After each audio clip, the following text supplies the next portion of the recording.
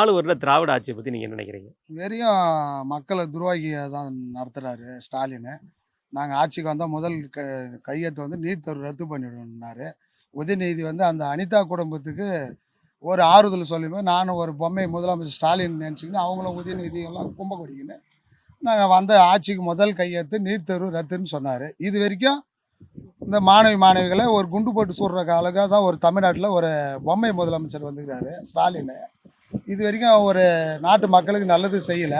தாலிக்கு தங்கன்றது கை போட்டு ஏழை மக்கள் கைத்தில் அறுத்து விட்டார். இன்றைக்கி தாலிக்கு தங்கன்றது கிடையாது. அம்மா உணவகம் கொண்டு வந்து புரட்சித் தலைவி அம்மா கொண்டு வந்த உணவகத்தெல்லாம் இன்றைக்கி ஒரு வேலியாக போட்டு பியோல மரத்தை வெட்டி அந்த அம்மா உணவகத்தில் ஒரு வேலியாக போட்டார். இது வரைக்கும் இன்றைக்கி நிறைய அந்த முதியோர்கள்லாம் வயசானவங்கெல்லாம் அம்மா உணவகத்தை தேடி போய் பார்க்குறாங்க. அம்மா உணவகத்தை வந்து இந்த வந்த முதலமைச்சர் ஸ்டாலின் வந்து போட்டு மூடிட்டார். இன்றைக்கி முதியோர் எல்லாம் வயசானவங்களாம் வகுத்துக்கு சாப்பாட்டுக்கு திண்டாட்டம் அடிக்கிறாங்க.